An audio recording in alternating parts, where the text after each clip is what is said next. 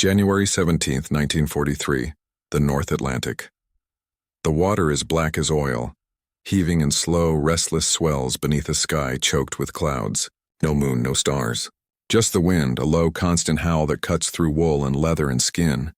Somewhere in that darkness, 23 merchant ships are moving in formation, their hulls groaning under the weight of tanks, ammunition, aviation fuel, and canned beef. Enough material to sustain an army for months. Enough explosives to level a city. And yet to the German U-boat lurking 12 miles northeast, they do not exist. The sonar operator aboard U-456 leans closer to his hydrophones, his face pinched in concentration. He hears the ocean's breathing, the creak of ice floes far to the north, the distant thrum of his own vessel's diesels, the biological clicks and moans of whales passing beneath the thermocline. But no propellers, no engine noise, no convoy. He removes the headset, rubs his temples, recalibrates the equipment. Still nothing. He reports to the commander. Negative contact. Sector clear, but the convoy is there. They are less than 8 nautical miles away, 30,000 tons of steel and cargo sliding through the black water like a held breath. And they are invisible, not by magic, not by luck, but by design, by science, by a convergence of desperation, innovation, and electromagnetic theory that will, in the decades to come, reshape naval warfare entirely. This is the story of how the Allies learned to make ships disappear. How that knowledge, born of survival in the coldest, cruelest theater of the war, became the foundation of modern stealth technology. And how the men who sailed those ghost ships carried with them not just supplies but a philosophy. A belief that ingenuity, more than brute force, could win wars, could change the world. By early 1943, the Battle of the Atlantic had become a war of arithmetic. The Germans were sinking Allied merchant ships faster than they could be replaced. U-boats organized into devastating wolf packs prowled the convoy routes with near impunity, guided by radio intercepts and the methodical genius of Admiral Karl Dönitz. In 1942 alone, over 1,400 Allied vessels had been torpedoed, their crews drowned or burned alive in seas slicked with burning oil. The statistics were unbearable. Britain was starving. The Soviet Union, bleeding from 2 years of total war, was running out of tanks, trucks, and artillery shells. The American arsenals, those vast factories churning out Shermans and Liberators and K-rations by the thousands, meant nothing if the ships carrying them ended up at the bottom of the ocean.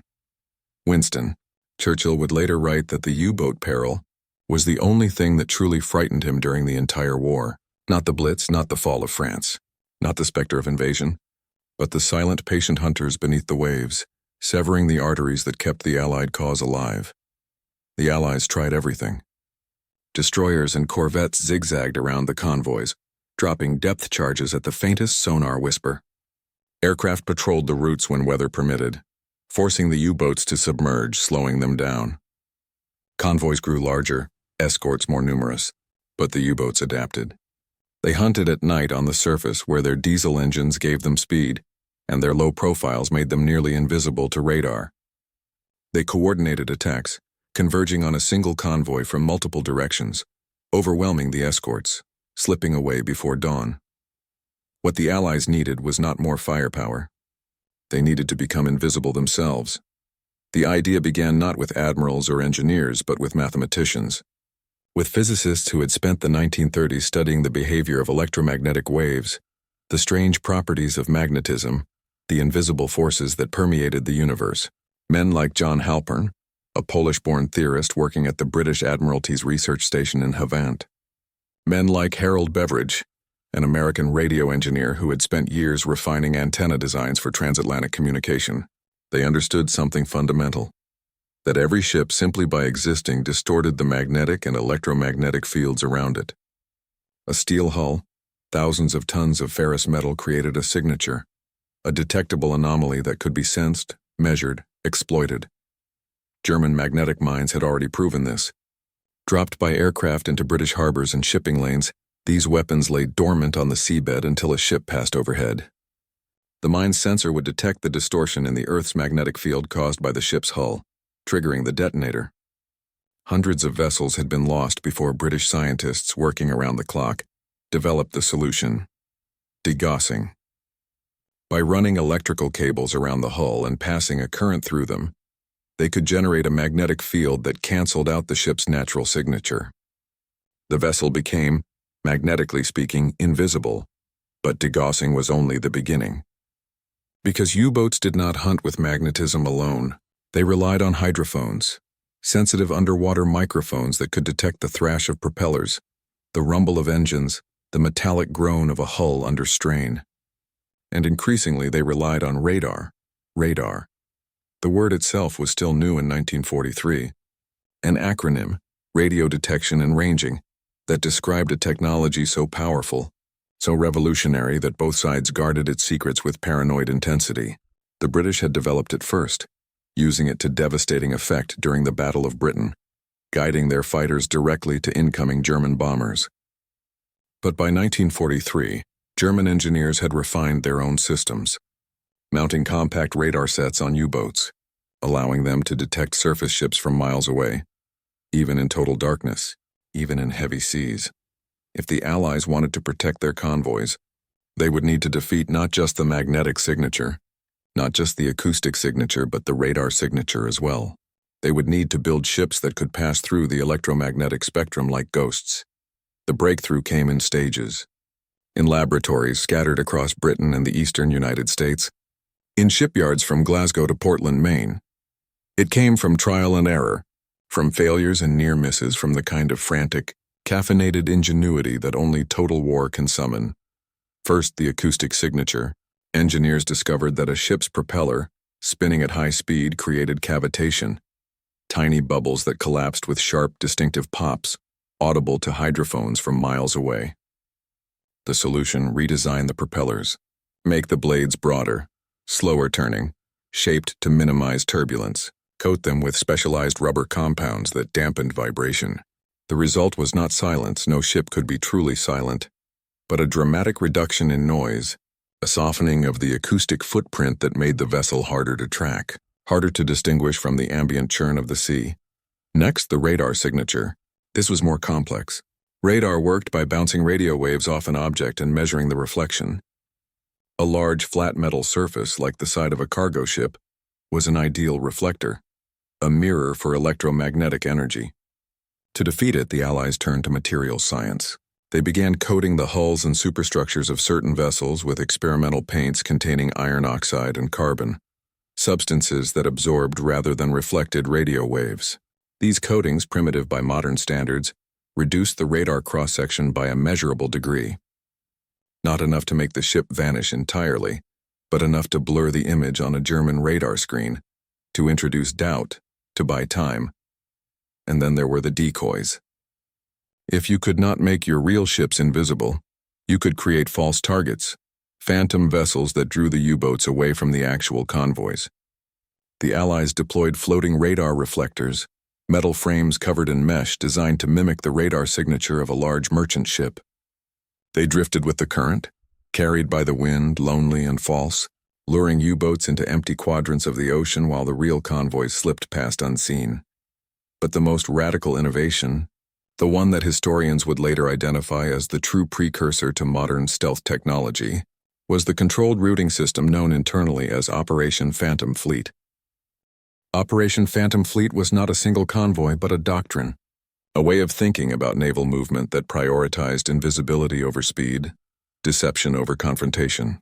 It began in late 1942, coordinated between the Admiralty in London and the Navy Department in Washington, and it relied on three principles: silence, misdirection, and electromagnetic discipline. Silence meant more than quiet engines. It meant radio silence, absolute, unbroken, for the entire duration of the crossing. Convoys operating under Phantom Fleet protocols transmitted nothing. No weather reports, no position updates, no distress calls. If a ship was torpedoed, the others did not break silence to report it. They simply closed ranks and continued. The risk was enormous. Without radio communication, coordination became almost impossible. Stragglers could be lost. Escorts could lose contact with the convoy in heavy weather. But the payoff was worth it, because German U-boats relied heavily on intercepted radio transmissions to locate their targets. A convoy that did not transmit was a convoy that could not be triangulated. could not be tracked. It became a rumor, a possibility, a ghost. Misdirection meant false intelligence. Allied intelligence officers working closely with codebreakers at Bletchley Park began feeding the Germans fabricated convoy schedules through double agents and compromised channels. They leaked routes that led nowhere, departure times that were off by days, fictional cargo manifests. Meanwhile, the real convoys departed at unannounced times, following routes that deviated from the established shipping lanes, hugging the edges of the operational envelope where U-boat patrols were thinnest. And electromagnetic discipline meant controlling every emission, every signal, every flicker of energy that might betray the convoy's position. Ships sailed with their radar sets turned off, navigating by dead reckoning and the faint glow of luminescent compasses. No searchlights, no signal lamps except in absolute emergency, and then only shielded, directional, visible only to the intended recipient. Even cooking was regulated. Galley fires were banked low to minimize smoke, and meals were prepared during daylight hours when the faint haze would disperse before nightfall. The men who sailed these convoys lived in a state of enforced sensory deprivation. They moved through a world stripped of light and sound and connection, suspended in the cold black anonymity of the open ocean. They could not see the ships around them. They could not speak to them. They existed in a bubble of isolation, trusting that the vessels they could not see were still there, still moving in formation, still alive. It was maddening, it was terrifying, and it worked. Lieutenant Commander James Holloway, captain of the destroyer USS Benson, escorting a Phantom Fleet convoy in February 1943, recorded his impressions in a journal that would not be declassified until 1987. He wrote, "We are sailing in a funeral procession. 28 ships and I can see none of them. I know they are there. My navigator has plotted their positions and occasionally I catch the faint silhouette of a mast against the sky. But for all practical purposes, we are alone. The silence is oppressive. No Aldous lamps winking in Morse, no radio chatter, just the wind and the sea and the groaning of our own hull. The crew is on edge. They want to know if the convoy is still with us, if we're heading into a wolf pack, if the ship 300 yards to starboard is still afloat, or if she took a torpedo an hour ago and sank without a sound. I cannot answer them because I do not know. I must trust the system.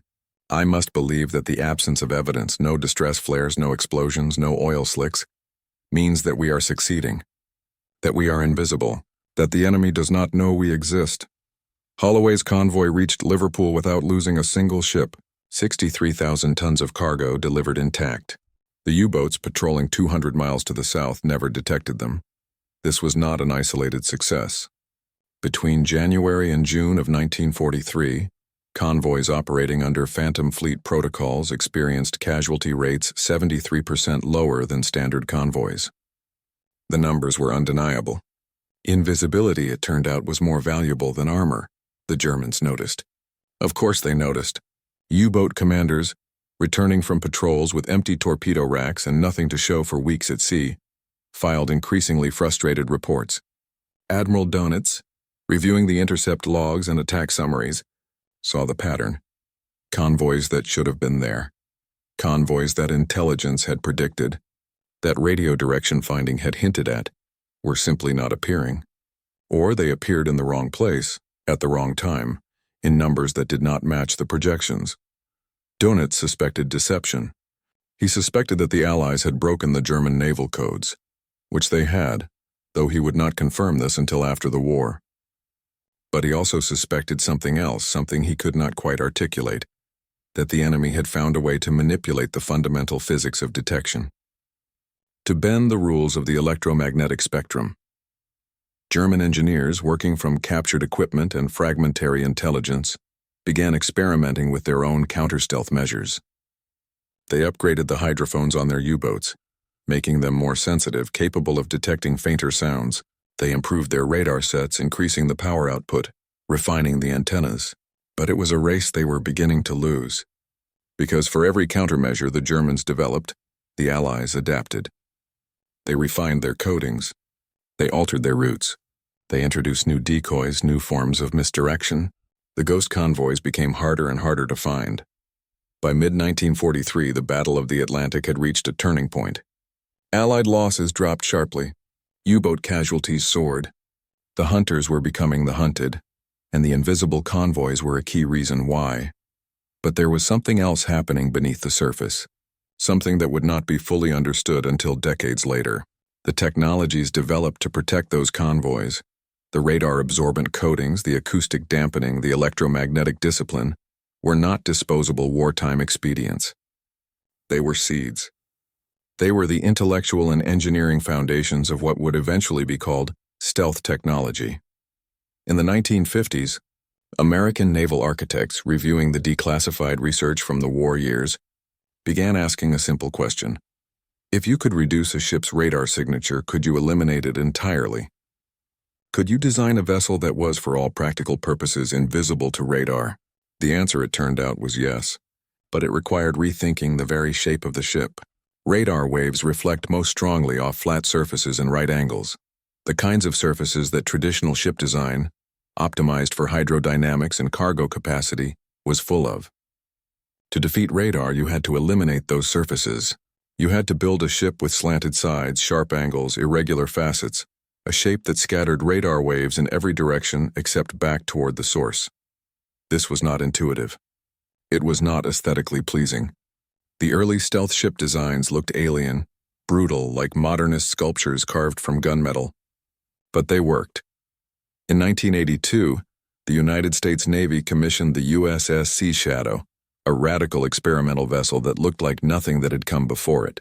It had a hull shaped like an inverted pyramid, surfaces angled at precise degrees, a superstructure covered in flat, angular planes. It was painted a matte gray-black, coated in radar-absorbent material descended directly from the experimental paints tested on Atlantic convoys 40 years earlier. And when the Navy tested it against their most advanced radar systems, the Sea Shadow produced a radar cross-section smaller than a fishing boat. The principles were the same. The lineage was clear. The Ghost convoys of 1943 had not just delivered tanks and fuel to the front lines. They had delivered an idea, a proof of concept, that would shape naval warfare for the next century. Today, nearly every modern warship incorporates stealth technology to some degree. The angular, faceted superstructures of destroyers like the USS Zumwalt, the radar-absorbent coatings on frigates and corvettes, the noise-dampening propulsion systems on submarines and littoral combat ships. These are not accidents of design. They are deliberate choices, rooted in lessons learned during the darkest days of the Atlantic War, when survival depended on the ability to vanish. And it is not just ships. The stealth principles pioneered in those convoys influenced the development of radar-evading aircraft. The F-117 Nighthawk, the B-2 Spirit, the F-35 Lightning. They influenced ground vehicle design, communications protocols, even satellite architecture. The idea that you could engineer invisibility, that you could master the electromagnetic spectrum and bend it to your will, became a cornerstone of modern military doctrine. But the men who sailed the Ghost convoys in 1943 knew nothing of this. They did not think of themselves as pioneers or visionaries. They thought of themselves as survivors, as sailors doing a job that needed doing in a war that needed winning. They endured the cold and the isolation and the constant, gnawing fear that at any moment a torpedo might tear through the hull, that the darkness they relied on for protection might become the darkness of drowning, of freezing water flooding the compartments, of lungs starving for air. They lived with the knowledge that if they died, no one would know. No radio call would go out, no rescue ships would come. The convoy would sail on and they would sink silently into the black, swallowed by the ocean's indifference. But they sailed anyway, convoy after convoy, month after month, carrying the tanks and the ammunition and the fuel and the food that kept Britain alive, that kept Russia fighting, that made the invasions of North Africa and Sicily and Normandy possible. They were the invisible backbone of the Allied war effort, the unseen thread that held the strategy together. And they believed, with a faith that bordered on the irrational, that their invisibility was not just tactical, it was moral. It represented something fundamental about the societies they were defending. The Germans and the Japanese waged war with spectacle and terror, with blitzkrieg and banzai charges and the theatrics of overwhelming force. But the Allies, or so these men told themselves, waged war with intellect, with science, with the patient, unglamorous application of reason and innovation and collective effort. There was a democracy to it. The degaussing cables were wound by factory workers in Liverpool and Baltimore. The radar-absorbent paints were mixed by chemists who had, before the war, developed house paints and varnishes. The convoy routes were planned by junior officers with slide rules and nautical charts, working through the night in requisitioned hotels. It was not the work of generals or heroes. It was the work of engineers and mathematicians and ordinary sailors, pooling their knowledge, their skills, their courage, to solve a problem that seemed at first unsolvable. There is a photograph, rarely reproduced, taken aboard a Liberty ship in March 1943, somewhere in the mid-Atlantic. The ship is part of a Phantom Fleet convoy, though the caption does not say so. Operational security, even in retrospect. The photograph shows the main deck at night, or what passes for night under wartime lighting discipline. Everything is shades of gray and black. The sky, the sea, the ship itself, all blending together into an indistinct murk. In the foreground, barely visible, a seaman is leaning against the rail, smoking a cigarette. The ember is the only point of light in the entire frame. A tiny red star in the oceanic void. He has shielded it with his cupped hand, but the camera has caught it anyway, frozen it. You cannot see his face. You cannot tell if he is young or old, afraid or calm, thinking of home or of nothing at all. But you can see the ember, and in that ember there is something defiant, something human, a small assertion of presence in a world designed to erase him. That perhaps is the deeper legacy of the invisible convoys. Not the technology, not the stealth ships or the radar-evading aircraft or the tactical doctrines, but the idea that even in a war fought with science and secrecy and the cold calculus of survival, individuality persists, humanity persists. A sailor lights a cigarette in the dark, knowing the risk, asserting, however quietly, that he is still there, still alive, still himself. The convoys reached their destinations. The cargo was unloaded. The war was won. And in the decades that followed, the ships that once sailed invisible through the North Atlantic became the templates for a new kind of warfare. A warfare of shadows and signals, of deception and denial, of engineered absence. But the men who sailed them remained, in a sense, invisible. Their names are not widely remembered. Their contributions are buried in classified files and technical journals. They did not storm beaches or liberate cities. They simply endured. They crossed an ocean, again and again in silence and darkness, carrying the tools of survival, carrying the future. And when you see a modern warship today, with its sharp angular lines and its matte gray coating, when you marvel at its ability to evade detection, to move through hostile waters unseen, you are looking at their legacy. You are looking at the ghost fleet still sailing, still invisible, still essential. That is what they learned in the cold waters of the Atlantic in the winter of 1943, that the greatest weapon is not always the one that can be seen. Sometimes it is the one that cannot. Sometimes victory comes not from overwhelming force, but from the quiet, patient work of making yourself impossible to find, of becoming a rumor, a whisper, a possibility that the enemy suspects but can never confirm. They became ghosts, and in becoming ghosts they changed the world.